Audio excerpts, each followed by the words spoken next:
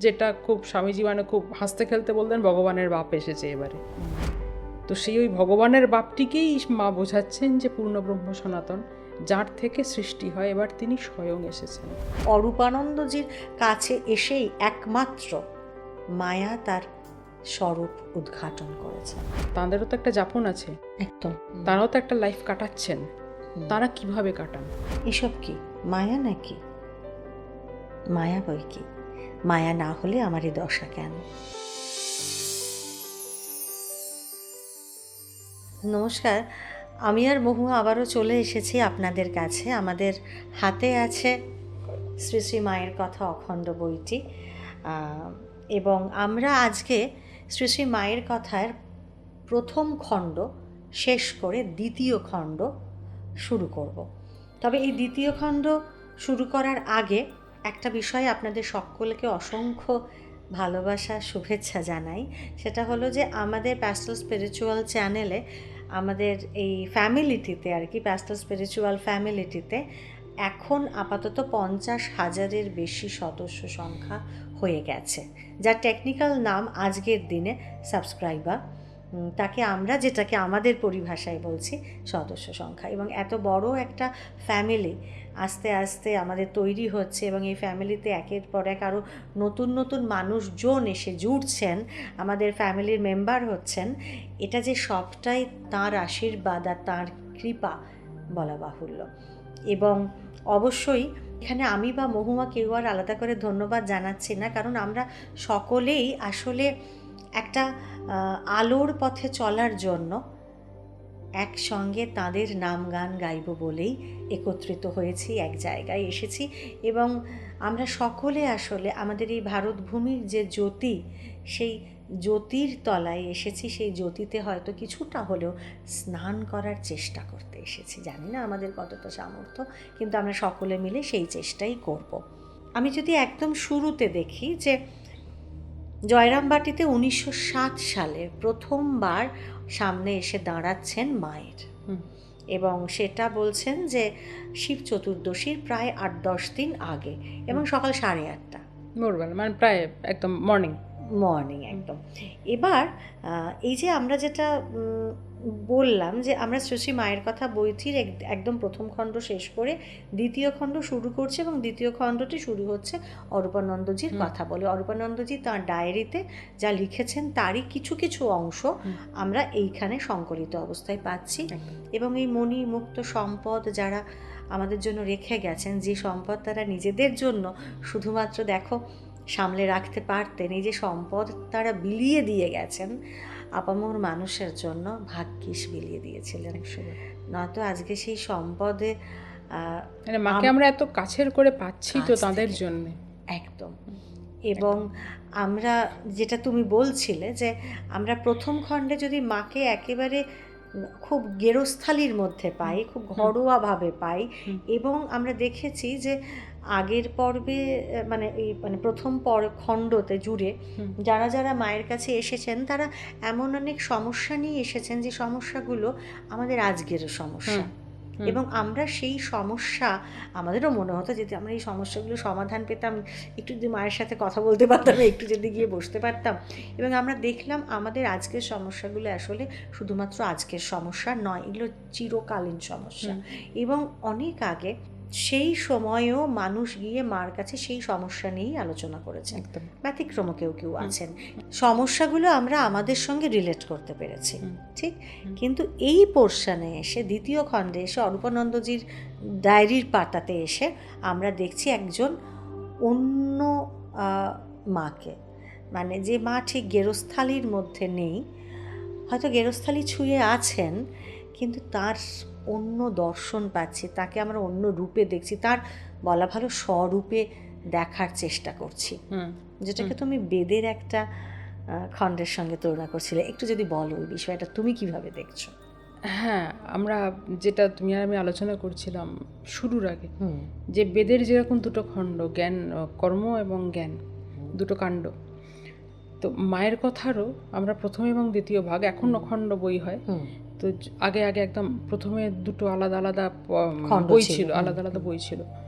তো এমনভাবে সাজানো সংকলন, তো তো এমনভাবে সংকলন করা প্রথম খণ্ডটায়, মানে প্রথম পর্বটায় মায়ের এই যেটা বললে মাতৃরূপ, মানে মায়ের একদম ঘরোয়া গৃহস্থালী, বেশিরভাগটাই, ব্যতিক্রম অবশ্যই আছে, ঘরোয়া গৃহস্থালী, রোজকার সমস্যা, যাপন, রুটিন, নীতি, এই জিনিসগুলো মা শেখাচ্ছেন, শিক্ষা দিচ্ছেন যে তোমার লাইফটাকে কি করে তৈরি করবে, একটা ছাঁচে ফেলে কিভাবে বানাবে, এবং আরও 5 জনের সঙ্গে মিশে নিয়ে একা অবশ্যই লাইফ চলা, মানে একা চলা নয়, সবাইকে নিয়ে চলা, সেই চলার ধাঁচটা কি হবে, কাঠামোটা কি হবে, ধরনটা কি হবে, এটা মা শেখাচ্ছেন প্রথম পর্বটায়। এবং এখানে মা নির্বিশেষে, সকল মানুষ নির্বিশেষে একই জিনিস নিদান বোধিচ্ছেন না, প্রকৃতি এবং সংস্কার আধার অনুযায়ী আলাদা আলাদা দিচ্ছেন। তাতে সুবিধে হচ্ছে আমাদের এখনকারও সবার সমস্যা এক নয়, তোমার সমস্যা আমার সমস্যা এক নয়,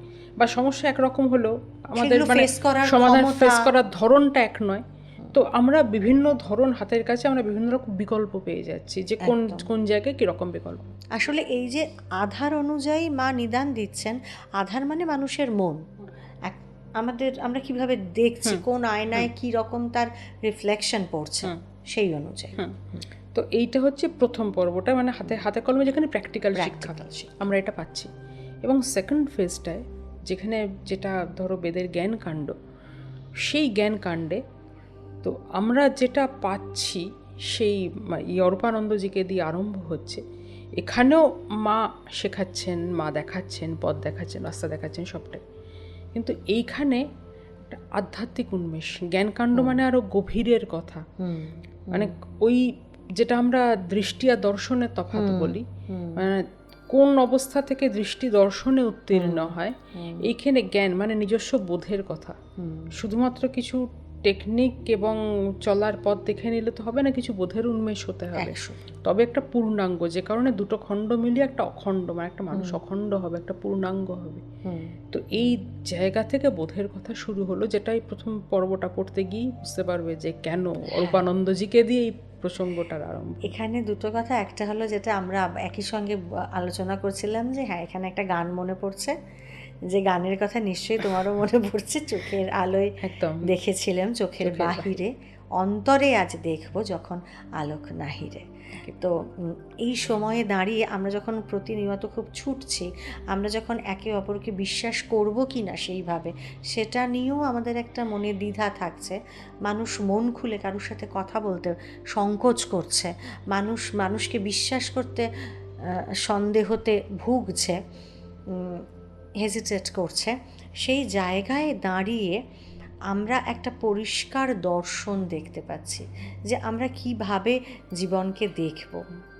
এবং আমরা এতদিন ধরে বারবার যখনই বসেছি, যে যার কথা নিয়েই আমরা বসেছি, আমরা চেষ্টা করেছি এটা দেখার যে যিনি মার সামনে গিয়ে হাজির হয়েছেন তিনি কি সমস্যা নিয়ে মার কাছে গেছেন, এবং মা তাকে কি সমাধান দেখাচ্ছেন সেইটা, এবং সেই পুরো জিনিসটা আমরা আমাদের জীবনে একদম কপি পেস্ট করেছি। মানে সেই সমস্যাটা আজকে আমাদেরও সমস্যা, তাহলে মা যদি তাকে ওই সমস্যা দেখিয়ে থাকেন, আমরাও কি তাহলে কিছুটা পরিমাণে ওই পথে হাঁটতে পারি? আমরা সেই চেষ্টা করে গেছি, তাহলে সেখানে সমস্যাগুলো এক এসে দাঁড়িয়েছিল। কিন্তু এই পর্বে যখন আমরা এবার এসে শ্রী শ্রী মায়ের কথার দ্বিতীয় খণ্ডে ঢুকলাম, তাহলে তখন তো আমরা সমস্যার কথা আলোচিত হতে দেখব না। অরূপানন্দজি যে প্রশ্নটা নিয়ে মার কাছে এসেছেন, সেটা মায়ের স্বরূপ জানতে এসে দাঁড়িয়েছেন, বা মায়ের স্বরূপ তিনি জেনে এসেছেন, আরও চোখের আলোর বাইরে গিয়ে অন্তর্দৃষ্টি দিয়ে সেই স্বরূপকে উপলব্ধি করতে এসেছেন, যে কথাটা তুমি বোধ দিয়ে ডিফাইন করলে। এখানেও কিন্তু আমরা একটা সমস্যা পাচ্ছি, জানো তো, আমরা যদি বৃহত্তর প্রেক্ষিতে দেখি, যেটা তুমি পড়তে পড়তে নিজেই বুঝতে পারবে, যে বৃহত্তর প্রেক্ষিতে দেখলে তিনি মাকে চিনতে এসেছেন বা মাকে জানতে এসেছেন, তাই তো? যেটা আবার ওই কথা আমরা তোমার মায়ের কথা নিয়ে বসলাম, ঠাকুর রেফারেন্স চলে আসি, যেটা ঠাকুর বলছেন যে পেঁয়াজের খোসা ছাড়িয়ে যাও, ছাড়িয়ে যাও, ছাড়িয়ে যাও। তো আলটিমেটলি গিয়ে দেখবে ভেতরে কিছুই নেই, সব ফাঁকা, সব পড়ে গেল। তো মাকে চিনতে এসেছেন বা মাকে জানতে এসেছেন, তিনি একদম শুরু থেকেই মাকে কাট করে পুরো প্রশ্ন করে চলেছেন, মাতার উত্তর দিয়েই যাচ্ছেন, একদম অবজেক্টিভ টাইপ উত্তর দিয়েই যাচ্ছেন মা। তো এইখানে আমরা যেটা দেখতে পারি, যে মাকে চিনতে এসেছেন, মাকে যদি আমরা একটা ব্যক্তি বিশেষ ধরি, একটা বিশেষ নির্বিশেষ অবস্থায় যদি ধরি, আমরা এবার যদি ধরে নিই যে আলটিমেটলি মাকে চেনা মানে কিন্তু নিজেকে চেনা, মানে ওই দিক থেকে ঘুরিয়ে, কারণ মানুষের আত্মর বাইরে আর কিছু হয় না, যা কিছু এখানেই আছে, কারণ জীবই শিব। যে কারণে বলছি জ্ঞানকাণ্ড এই পোর্শনটা। তো মা যেভাবে তাকে চেনার রাস্তা বলছেন, বা মা যেভাবে নিজের স্বরূপের কথা বলছেন, মা যেভাবে নিজের মায়া মুক্ত হওয়ার কথা বলছেন, সেইগুলো যদি একটু ঘুরিয়ে দিই, ওইগুলো যদি আমাদের নিজেদের উপর অ্যাপ্লাই করি, তাহলেও মানে এটাও তখন দেখবো যে একটা চিরন্তন মায়া এবং মহামায়ার খেলা, যে মায়াটাকে উত্তীর্ণ হয়ে একটা মানে আমরা মহামায়াকে ছুঁতে পারছি, বা একটা খণ্ডকে উত্তীর্ণ হয়ে আমরা অখণ্ডে প্রবেশ করতে পারছি, সেই রাস্তাটাও মা দেখাচ্ছেন। এটাকেও যদি আমরা সমস্যা বলে ধরে নিই, তো জীবত্বের সমস্যা, আমরা জীব থেকে শিবত্বে কি করে উত্তীর্ণ হব? হ্যাঁ, তাহলে এটাই আসছিলাম যে তার মানে আমরা এতদিন এসেছি খুব খণ্ড খণ্ড ছোট ছোট এক একটা ইন্ডিভিজুয়াল সমস্যা নিয়ে। আমরা এতদিন যে আলোচনা করেছি প্রথম খণ্ডের রেফারেন্সে, সেখানে আমরা প্রত্যেকটা পর্বে কিছু ছোট ছোট খণ্ড খণ্ড সমস্যা নিয়ে আলোচনা করেছি, যে আমি এই রকম জায়গায় গেলে কি জামা পরে যাব, আমি এই রকম অবস্থায় কি পুজো করব, আমি কি নিত্য পুজোর মধ্যে দিয়ে এই পদ্ধতি যাব, নাকি আমি জপের মধ্যে দিয়ে এইভাবে যাব, বা দীক্ষার কি প্রয়োজন, দীক্ষা নিয়ে মা কি বলেছেন, আমাদের প্রতিদিন যাপনেরই এক একটা সাবজেক্ট তুলেছি, সেটা নিয়ে একদম ফোকাস করেছি এই রকম একটা কোনো প্রশ্ন নিয়ে মার কাছে কে গেছেন, মা কি বলেছেন, তাহলে আমরা ওই প্রশ্নের যদি আজও ফেস করি ওই সমস্যা, আমরা ওই পথে যাব। একদম একদম সেই। এবার আমরা তার মানে খণ্ড খণ্ড সমস্যা নিয়ে একটা জীবন সাজানোর একটা পথ এতদিন দেখেছি, এবার তাহলে আমরা সামগ্রিকভাবে দেখছি এ জীবন লইয়া কি করি। যদি সেইটা যে একটা আমাদের সাহিত্যের চিরকালীন প্রশ্ন, এই জীবন লইয়া কি করব, এতদিন আমরা ওই ইন্ডিভিজুয়াল ফুলগুলো গেঁথে গেঁথে গেঁথে গেঁথে একটা মালা বানিয়েছি, এইবারই মালাটাকে দিয়ে কোথায় দেবো, কি করব মালাটা নিয়ে। কারণ আজকের দিনের বেসিক সমস্যা হলো মহুয়া, আমরা সকালবেলা উঠে প্রত্যেকে রোজগারের ধান্দায় বেরোচ্ছি, ঠিক? আমাদের শরীর খারাপ হলে আমরা ডাক্তার দেখাতে যাচ্ছি, মন খারাপ হলে শপিংয়ে যাচ্ছি, বন্ধু বান্ধবের সঙ্গে মিশছি, অথবা একা বসে ঘরে কোনো ওয়েব সিরিজ দেখছি, গপ্প শুনছি, নেশা ভান করছি, এই করে আমরা আমাদের লাইফটাকে বেরিয়ে যাচ্ছি। কিন্তু তাতে কি সত্যিকারের আমরা শুশ্রূষা পাচ্ছি?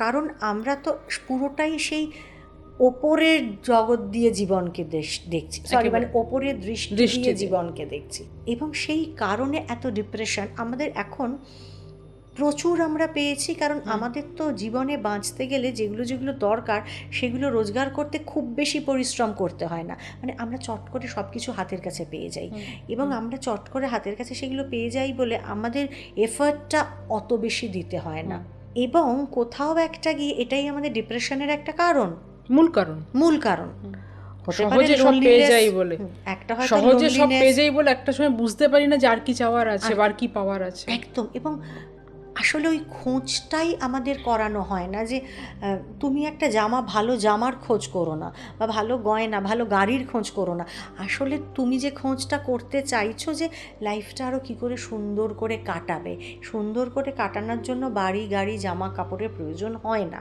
সৌন্দর্যটা সবটাই আসলে মনের ভূষণ।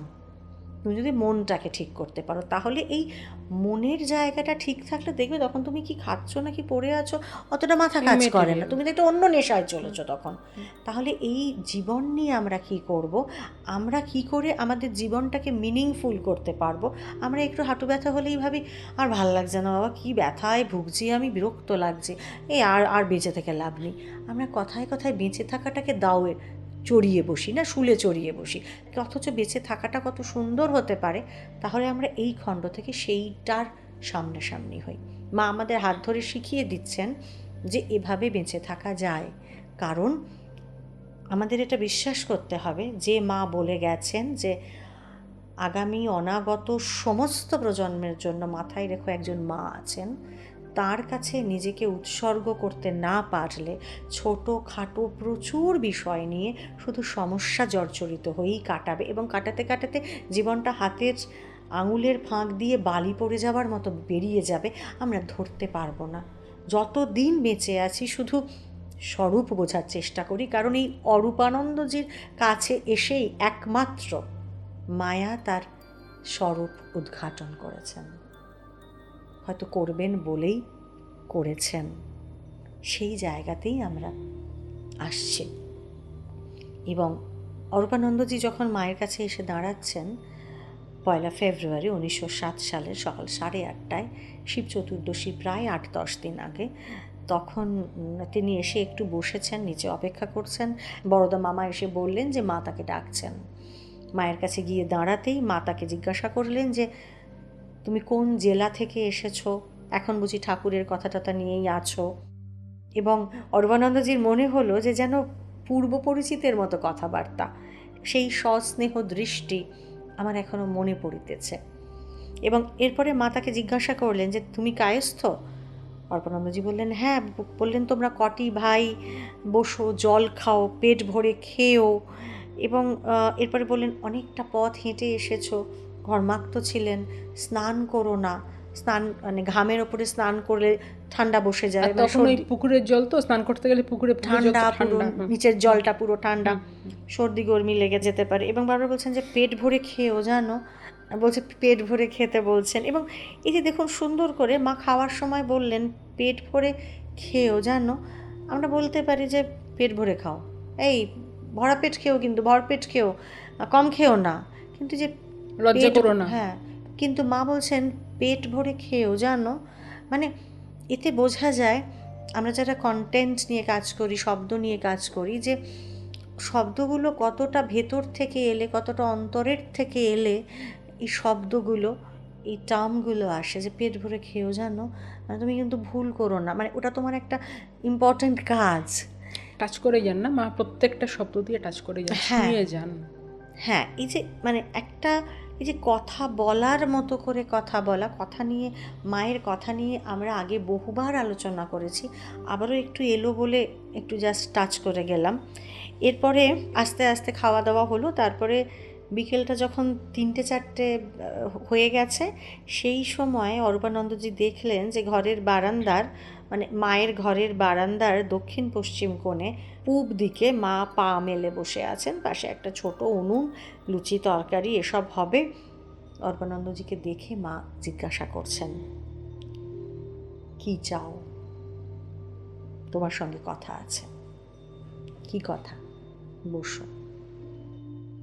এই যে ঠাকুরকে সকলে পূর্ণ ব্রহ্ম সনাতন বলে, তুমি কি বলো? হ্যাঁ, তিনি আমার পূর্ণ ব্রহ্ম সনাতন। তা প্রত্যেক স্ত্রীলোকেরই স্বামী পূর্ণ ব্রহ্ম সনাতন, আমি সেভাবে জিজ্ঞাসা করছি না। হ্যাঁ, তিনি পূর্ণ ব্রহ্ম সনাতন, স্বামী ভাবেও, এমনি ভাবেও। ওই যে অরূপানন্দজিকে বললেন মা যে হ্যাঁ তিনি আমার পূর্ণ ব্রহ্ম সনাতন, তখন অরূপানন্দজির মনে হলো আমার কথাটা কেন বললেন। সেই উত্তরেই উনি বললেন যে স্ত্রীলোকের, মানে সব স্ত্রীলোকের কাছেই তার স্বামী পূর্ণ ব্রহ্ম সনাতন। তখন মা কেটে কেটে পরিষ্কার করে বললেন হ্যাঁ তিনি পূর্ণ ব্রহ্ম সনাতন, স্বামী ভাবেও, এমনি ভাবেও। অরূপানন্দজি সঙ্গে সঙ্গে তলায় লিখছেন যে ঠিক। তক্ষুনি আমার মনে হলো যে তিনি পূর্ণ ব্রহ্ম হলে হবেনি তো, কারণ মা তো জগদম্বা স্বয়ং, যেমন সীতারাম, রাধাকৃষ্ণ। এবং এরপরে একটা অদ্ভুত প্রশ্ন করলেন অরূপানন্দজি, বলছেন যে তবে যে তোমাকে এই দেখছি যেন সাধারণ স্ত্রীলোকের মতো বসে রুটি বেলছ, এসব কি মায়া নাকি? মায়া বই কি, মায়া না হলে আমার এই দশা কেন? আমি বৈকুণ্ঠে নারায়ণের পাশে লক্ষ্মী হয়ে থাকতাম। ভগবান নরলীলা করতে ভালোবাসেন কি না? শ্রীকৃষ্ণ গোয়ালার ছেলে ছিলেন, রাম দশরথের বেটা। তোমার কি আপনার স্বরূপ মনে পড়ে না? হ্যাঁ, এক একবার মনে পড়ে। তখন ভাবি এ কী করছি। আবার এইসব ঘর বাড়ি ছেলে পিলে মনে আসে, ও ভুলে যাই। মাকে সরাসরি প্রশ্ন করছেন দাঁড়িয়ে, কোনো রকম কোনো রাগ ঢাক আড়াল নয়। এবং মাও তো জিনিস উস্কে দিচ্ছেন, মানে মাও তো তাকে প্রথম থেকে বলছেন যে কি চাও, কি চাও। অন্য জায়গায় খাওয়া দাওয়া হয়েছে, খাওয়া দাওয়া দিয়েছেন, কিছু বলবে বাবা, কিছু বলবে, এই ধরনের। এইসব কোনো কথা নয়। মা দেখো একদম স্ট্রেট জিজ্ঞেস করছেন কি চাও। একদম। এবং বলছেন পূর্ণ ব্রহ্ম সনাতন ঠাকুর, স্বামী ভাবেও এমনি ভাবেও পূর্ণ ব্রহ্ম সনাতন।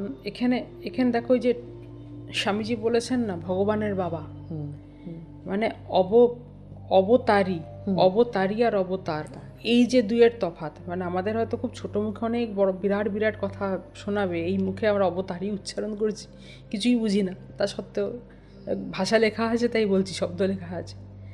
অবতারী হচ্ছেন যার থেকে অবতাররা সৃষ্টি হন। প্রতি যুগে যুগে অবতার আসেন। দেখবে মায়ের কথায়, এই অরূপানন্দজির কথাতেই সম্ভবত আছে যে কোন অবতারে কত কলা মানে কতটা শক্তি নিয়ে এসেছিলেন। ভগবান তো এক এক সময় এক এক যুগে এক এক রকম শক্তি নিয়ে নাবেন সেই যুগের প্রয়োজন অনুযায়ী, কারণ এক্সট্রা তো দরকার নেই, ওই যুগের জন্য যতটুকু দরকার, তো সেই অনুযায়ী শক্তি নিয়ে তিনি নাবেন যে তার কতটা করতে হবে। কিন্তু অন্য কোনো অবস্থাতেই এই পূর্ণ হয়ে এরকমভাবে আসেননি, যে কারণে স্বামীজি বলতেন যে অবতার তো ছোট কথা, যার থেকে অবতারের সৃষ্টি, মানে সেই সচ্চিদানন্দ সাগর, সেইখান থেকে আমরা জ্ঞানের কথা বলছি, সচ্চিদানন্দ সাগর থেকে ফুট উঠছে, এক এক ফুট এক এক অবতার। স্বামীজি বলছেন যদি রূপের দিক থেকে দেখতে হয়, সেই সচ্চিদানন্দ গোটা সাগরটাই জমাট বেঁধে নেমে এসেছে। এই অবতারই আর অবতার, যার থেকে অবতাররা আসেন, এবার তিনি স্বয়ং এসেছেন। যে কারণে তার শক্তি, মানে যার শক্তিতে অবতারের শক্তিরা আসেন বা অবতারের কাজকর্ম হয়, সেই মহাশক্তি স্বয়ং নেবেছেন। যেটা মানে যেহেতু এই পূর্ণব্রহ্ম সনাতন নিয়ে বলছি বলে, এটা বিদেশে স্বামীজি যখন বাইরে গেলেন, আমেরিকায় গেলেন, স্বামীজি শিষ্যরা, স্বামীজির মার্কিন শিষ্যরা, তারা যখন বেলুড়ে এলেন, তো তখন স্বামীজির এখানকার লোকজন, এখানকার ভক্তরা তখন ঠাকুরের ছবি দেখিয়ে বলছেন যে অবতার, মানে ইনি অবতার। তো বোধহয় জোসেফিন ম্যাকলাউড খুব সম্ভবত বলছেন না ইনি তো অবতার নন। বলছে ইনি অবতার নন? বললো না ইনি তো ভগবান স্বয়ং, অবতার তো স্বামীজি, ইনি তো ভগবান, অবতার উনি। তো ওরা চিনে নিয়েছেন। তো এই পূর্ণ ব্রহ্ম সনাতন, মানে আমরা শব্দ তো কোথাও গিয়ে একটা শেষ হয়, শব্দের সীমা আছে, তারপর তো অখণ্ডের ঘরে তো আর কোনো শব্দ নেই। তো পূর্ণ ব্রহ্ম বলা হচ্ছে কারণ ব্রহ্ম কি বলা যায় না, ব্রহ্ম কি আজ অব্দি মুখে উচ্চারিত হয়নি, ব্রহ্ম কি তাই বলা যায় না, আবার পূর্ণ ব্রহ্ম এবং সনাতন মানে যিনি ইটারনাল, তার মানে বিশেষণের ওপর বিশেষণ কিভাবে আরোপিত। তো এরপরে আর কোনো বিশেষণ দাঁড়ায় না, যেটা খুব স্বামীজি মানে খুব হাসতে খেলতে বলতেন ভগবানের বাপ এসেছে এবারে। তো সেই ওই ভগবানের বাপটিকেই মা বোঝাচ্ছেন যে পূর্ণ ব্রহ্ম সনাতন, যার থেকে সৃষ্টি হয়, এবার তিনি স্বয়ং এসেছেন। সত্যি ভাবো, এর সামনে গিয়ে দাঁড়াবেন বলেই তো কি অদ্ভুত, স্বামীজি অতবার করে গঙ্গাজল খাচ্ছেন, গঙ্গাজল মায়ের সামনে গিয়ে, এবং ওই মহামায়া না এলে ওই পূর্ণ ব্রহ্ম সনাতন নামতে পারেন না, মহামায়া স্বয়ং নিজে রূপ ধরে নেবে এসেছেন। যে কারণে দক্ষিণেশ্বরে, যে কারণে দক্ষিণেশ্বরে যে ত্রিবিল্য পত্র, তিন কালীর তিনটে ভাগ, আমরা এর আগে বহুবার আলোচনাতে আমরা বলেছি, কালী স্বয়ং তিন ভাগ হয়ে নেমেছেন ঠাকুর মা স্বামীজি, না হলে এই জিনিস সম্ভব হতো না, এই জিনিস হয় না। এবং অদ্ভুতভাবে যে এই যে একজন ছাড়া আরেকজন আসেন না, বা বলা ভালো একজনের সঙ্গে আরেকজন সবসময় আসেন। মা এর পরেও আসছি তার কথাটায়, মা এর পরেও বলেছেন যে যে যার সে তার, যুগে যুগে অবতার, অর্থাৎ পার্ষদ।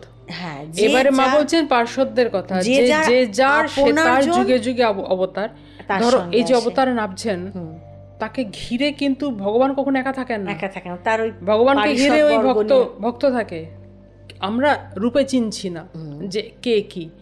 এবারে তিনি যখন নামছেন, তিনি কিন্তু সব ওই চুন কে লায়া, মানে বেছে বেছে তিনি তাদের নিয়ে আসছেন, যে যার সে তার, যুগে যুগে অবতার, যে যার আপনজন সে তার সঙ্গে যুগে যুগে আসবেন। কারণ এইটা একদম আমাদের আরম্ভ হয়েছে, আমাদের তো শাস্ত্র তো সবই বলে গেছেন যে এই যে নরনারায়ণ আমরা কথায় বলি না, এই নরনারায়ণ মানে নর ঋষি এবং নারায়ণ ঋষি, দুটি কিন্তু নারায়ণের দ্বিখণ্ডিত রূপ, একদিকে নর একদিকে নারায়ণ। তো এই নরনারায়ণ একসঙ্গে আসেন, বাকিরা তার পার্ষদরা তার সঙ্গে, যেরকম কৃষ্ণে এসেছিলেন অর্জুন আর কৃষ্ণ, ঠাকুরে এলেন ঠাকুর আর স্বামীজি, মহাপ্রভুতে এলেন মহাপ্রভু নিত্যানন্দ। তো এই যে এই ব্যাপারগুলো মানে এই এই যে নিয়ে আসছেন, এক তো নিজেকে বিভাজিত করে নিয়ে আসছেন, তারপর তার সঙ্গে তাকে ঘিরে যারা থাকেন সবই তার অংশ, ওই নাবিয়ে নিয়ে আসেন। যুগে যুগে যারা আসে দুরকম থাকের লোক আসে। এক হচ্ছে তার নিত্য ভক্তরা সঙ্গে নাবেন, যে যাদের ছাড়া তিনি থাকতে পারেন না, ঠাকুর সেই ওপরে উঠে চেঁচাচ্ছেন কুটিচ্ছা দৌড়ে, তোরা কে কোথায় আসিস আয়। সব ওই 82 সালের পর থেকে সব এসে এসে জুটছে, সে নিত্য ভক্ত, তারা সঙ্গে আসেন তার। আর দ্বিতীয় থাকের লোক হচ্ছে যে যারা সেই সময় তাকে দর্শন করছেন, সেও কিছু কম নয়, কিন্তু এরা হচ্ছে তার ওই যে বর এবং বরযাত্রী, এই বরযাত্রীরা সঙ্গে থাকছেন এবং মাকে বলছেন যে যেখানে যে তুমি তুমি তাহলে এরকম ভাবে কাজ করছো কেন, এটা কি মায়া?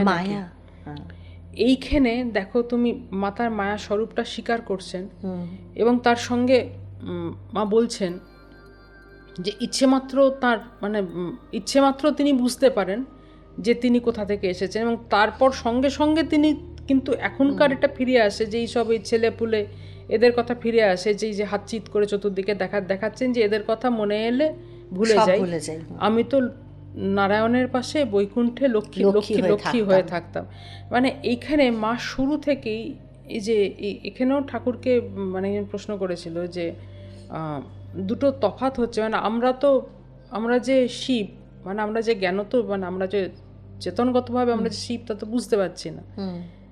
তো ওই যে ঠাকুর বলছেন যে একদম বেঁধে মানে চোখে বেঁধে স্ক্রু দিয়ে আটকানো বলে সেই স্ক্রু খোলা যাচ্ছে না, কিন্তু অবতারের ক্ষেত্রে বা এই সাধন ভজন করলে যেটা হবে ওটা আলগা দড়ির ফাঁস হয়ে যাবে, ওই ফাঁসটা টানলেই বা মাথায় একটু ঝাঁকালেই চোখ থেকে খুলে যাবে। তো মা নিজের ক্ষেত্রে নিজের ব্যাপারটা বলছেন যে এটা কিন্তু একটা মানে এটা একটা ইন্টারেস্টিং প্রশ্নও বটে, যে যখন ঈশ্বর অবতার মানুষ হয়ে নামছেন তো সেটাও তাদেরও তো একটা যাপন আছে, একদম তারাও তো একটা লাইফ কাটাচ্ছেন, তারা কিভাবে কাটান, তাদের মনটা তাহলে তখন কিরকম থাকে? আমরা তো আমাদের মন নিয়ে জেরবার, আমরা তো জানি আমাদের মন কি চলছে, কিন্তু তারাও তো এর মধ্যে দিয়ে থাকেন, তো তাহলে তারা কিভাবে থাকেন? হ্যাঁ, মা বলছেন এক একবার মনে পড়ে, তখন ভাবি এ কি করছি, আবার এইসব বাড়িঘর ছেলে পুলে মনে আসে ও ভুলে যাই, মানে আবার ওই সেই নাচতে নাচতে নাচতে নাচতে আবার ওই দল এসে মানে ওই চতুর্দিক থেকে ওই ছত্রাক শ্যাওলা আবার সব এসে সামনে পড়ছে, মা আবার মানে তার আন্ডারে মানে ওদের কাছতে দিচ্ছেন। অ্যাকচুয়ালি তাকে তো আবরণ করার তো ক্ষমতা কারণ নেই, তিনি আবরণ করতে দিচ্ছেন, অ্যালাউ করছেন, কারণ তিনি জানেন যে তার কাজটা কি করতে নেবে। কারণ হ্যাঁ, তিনি জানেন যে তিনি বলছেন বারবার যে ভগবান নরলীলা করতে ভালোবাসেন। তার মানে এইখান থেকে দেখো যে এই জায়গাটাতে বোঝা যাচ্ছে যখন ভগবান মানুষ হয়ে আসছেন, মানুষ হয়ে যখন কাজ করছেন তখন কোন প্লেনে থাকছেন তিনি, মানে তার মনের কি অবস্থা থাকছে, তার মানে তার স্বরূপ মনে পড়ে। আবার এই নরলীলার টানে মানুষের মধ্যে মানুষ হয়ে থাকার টানে ভক্তদের সঙ্গ পাওয়ার জন্যে এই আস্বাদন করার জন্যে, ভক্তবৎসল এই আস্বাদন করার জন্যে তিনি অ্যালাউ করছেন যে তার উপরে মায়া প্রভাব বিস্তার করুক। এবং তারপর আবারও বলছেন কথা প্রসঙ্গে মা যে যখন আমার কোনো ভক্তকে মনে পড়ে আমার প্রাণ ব্যাকুল হয়, তখন হয় সে নিজে আসে, নয় তার চিঠিপত্র আসে। অরূপানন্দজিকে এরপরেই সঙ্গে সঙ্গে মা বলছেন এই যে এখানে এসেছো, একটা কিছু ভাব নিয়ে এসেছো, হয়তো জগন্মাতা ভেবে এসেছো। স্পষ্ট বলছেন, ইনি যদি আলো ধরছেন যে ভাই তুমি কে আমাকে বলো, ইনিও বলছেন তুমি আমাকে জগন্মাতা ভেবে এসেছো, আমি সেটা বুঝতে পারছি। এটাও দেখো, এটাও আমরা আবার কথামৃতে যদি যাই যে ওই সার্জন সাহেব আলো দেখায় বলে ঠাকুর বলছেন রাস্তায় সবাই দেখতে পায়, কিন্তু সার্জন সাহেবকে দেখা যায় না। এবার কেউ যদি সার্জন সাহেবকে দেখতে চায় তো তাহলে তাকে বলতে হয় যে সাহেব আলোটা একবার তোমার মুখের ওপর ফেলো, তোমায় দেখি। মা দেখো আলোটাকে নিজের ঘোরাচ্ছেন, কারণ মা জানেন যে অরূপানন্দজি সীমিত মানুষ, তো নিজের আলোয় মাকে দেখতে পাবেন না, কারণ সবই তো ওই মহামায়ার মায়ায় ঢাকা। মহামায়া এবার স্বয়ং নিজের মুখ থেকে কাপড়টি সরাচ্ছেন। এবং এই প্রসঙ্গে উনি একটা ফুটনোটে লিখেওছেন যে শ্রী শ্রী মা নিজের সম্পর্কে কদাচিৎ এই ভাবের কথা বলতেন। পরে শিবুদাদার মুখে শুনেছিলেন অরূপানন্দজি যে ঠাকুরের দেহত্যাগের পর মা একবার কামারপুকুর থেকে জয়রামবাটি আসছিলেন, সঙ্গে তখন শিবুদাদা ছিলেন। শিবুদাদার তখন অল্প বয়স, কাপড়ের পুঁটলি নিয়ে তিনি মায়ের পেছন পেছন হাঁটছিলেন। জয়রামবাটির প্রায় কাছে এসে গিয়ে মাঠের মধ্যে দাঁড়িয়ে হঠাৎ শিবুদাদার কীরকম মনে হয়েছিল, একটা মনে কথা এসেছিল, সে দাঁড়িয়ে গিয়েছিলেন। মা কিছুদূর এগিয়ে পায়ে কোনো পিছন থেকে পায়ের শব্দ পেলেন না। তখন ঘুরে দাঁড়িয়ে মা বললেন, কী রে, ও কী রে শিবু, এগিয়ে আয়। তখন শিবুদাদা বললেন, হ্যাঁ একটা কথা বলতে পারো তাহলে আসতে পারি। শিবুদাদা বললেন, একটি কথা বলতে পারো তাহলে আসতে পারি। মা বলছেন, কি কথা? তখন শিবুদাদা জিজ্ঞাসা করছেন যে তুমি কে, বলতে পারো?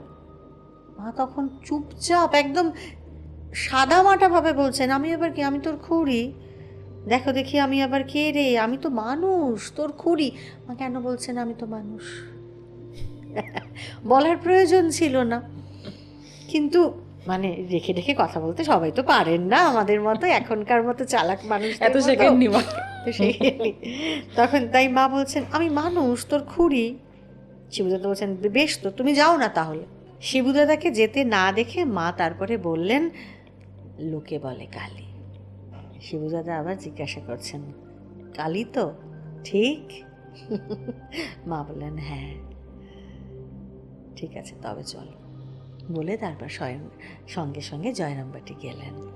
এবং এই প্রসঙ্গের পরে অরূপানন্দজি আবার ঠাকুরের ভাইপো শিবরাম। এবং এরপর অরূপানন্দজি আবারও প্রসঙ্গে ফিরছেন। তিনি জিজ্ঞাসা করছেন, তুমি কি সকলেরই মা? হ্যাঁ। এই রকম সব ইতর জীবজন্তুরও? হ্যাঁ, ওদেরও।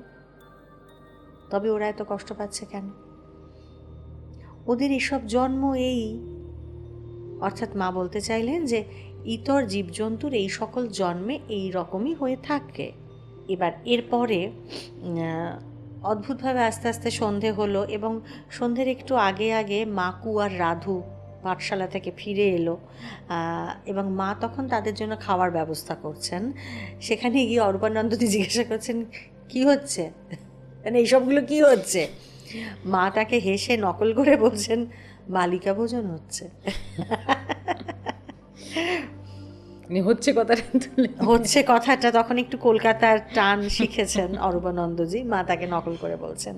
এবং সন্ধ্যের পরে মায়ের ঘরে কথাবার্তা হচ্ছেন। মা বলছেন যে এই যে তোমরা এসেছো, আপনার না হলে আসবে কেন? আমি কি তোমার আপনার? অরূপানন্দজি জানতে চাইছেন। হ্যাঁ, আপনার বই কি, যে যার সে তার, যুগে যুগে অবতার।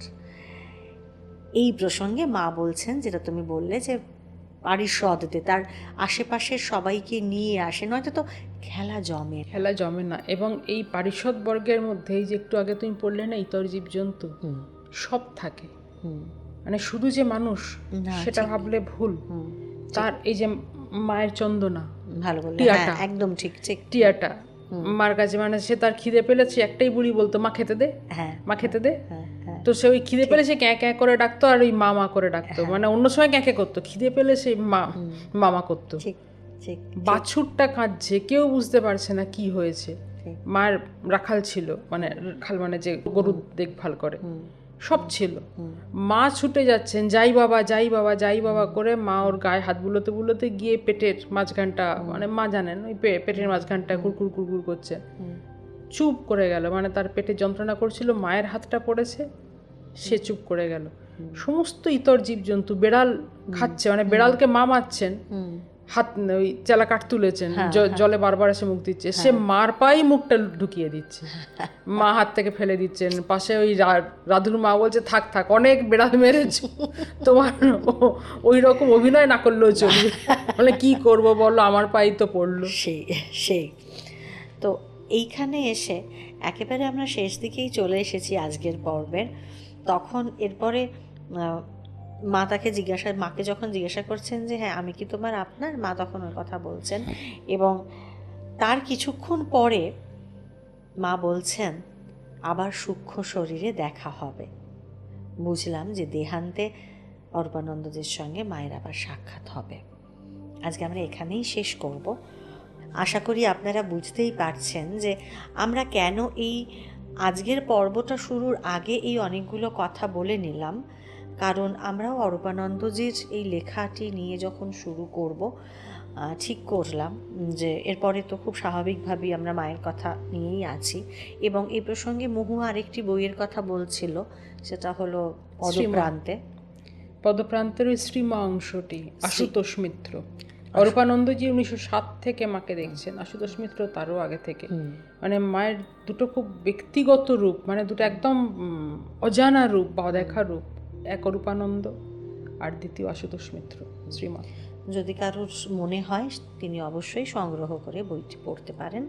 আর আজকে এখানেই শেষ করব, এবং শেষ করার একদম মুহূর্তে এসে শুধু একটা কথাই বলতে ইচ্ছে করছে খুব, যে চারিদিকের প্রতিদিনের তুচ্ছ যাপনে অনেক সময় বিরক্তি আসে, অনেক সময় ক্লান্তি আসে, অনেক সময় আর ভালো লাগে না মন। সেই সময়টা যখন মনে হয় আর বেঁচে কী হবে, আর ভাল লাগে না, একটা ফ্যামিলির মানুষ হয়ে আর একজন পরিবারের সদস্য হয়ে আপনারা এত ভালোবাসা দিয়ে আমাদের কাছে টেনে নিয়েছেন বলে সেই আবদারে, সেই অধিকার থেকে বলছি, এই কথাটা কখনো ভাববেন না।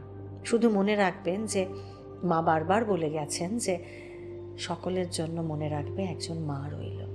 সেই মাকে যদি ভালো করে চিনে নিতে না পারেন তাহলে জীবনটা তো ব্যর্থ হয়ে যাবে। কাজেই যতদিন পারেন, যেভাবে পারেন, মাকে চেনাটা সার্থক করুন, আপ্রাণ চেনার চেষ্টা করুন। এবং আমরা সকলে মিলে সেই চেষ্টাই করে চলেছি, কারণ আমাদের কাছে এত সম্পদ রয়েছে আমাদের পূর্বজদের, যারা মায়ের রকম পরম সান্নিধ্য লাভ করেছিলেন, মহামায়াকে স্বয়ং সামনে থেকে দেখেছেন, মহামায়ার নিজের মুখে তার ব্যাখ্যা শুনেছেন। একে আমাদের পরম প্রাপ্তি নয় বলুন?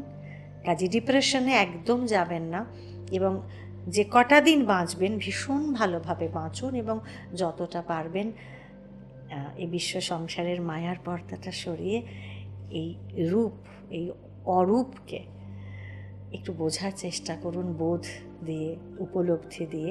আর আপাতত কয়েকটা পর্ব অরূপানন্দজির কথা দিয়ে আজকে এখানেই শেষ করব। আবারও ফিরে আসবো আগামী সপ্তাহে, আগামী মঙ্গলবার, আমি আর মহুয়া। তার আগে তো শুক্রবার করে আসছি। মহুয়া, প্রীতম ওরা সব অনেক বইপত্র ঘেঁটে ঠেটে লিখে ঠিকে দিচ্ছে, রিসার্চ করছে আমাদের এক একজন মহাজীবনের কথা নিয়ে, এবং সেগুলো আমরা চেষ্টা করছি যতটা আমরা আলোকময় জীবনের কথা জানতে পারি, এত আলো ছড়িয়ে দিতে হবে আমাদের, যাতে অন্ধকারও ফিকে পড়ে যায়, যাতে অন্ধকারও কম হয় আর কি আমাদের চারদিকের সমাজে। আমরা জোনাকির মতো প্রচুর আলো দিয়ে ভরিয়ে দিই আমাদের এই সুন্দর সমাজটা। ভালো থাকুন, আমাদের সঙ্গে থাকুন। আর যারা এখনও সাবস্ক্রাইব করতে ভুলে গেছেন চ্যানেলটা, এক্ষুনি সাবস্ক্রাইব করে নিন। তাহলে শুনতে থাকুন প্যাস্টেল স্পিরিচুয়াল, আপনার আমার সকলের ভালো থাকার পাসওয়ার্ড।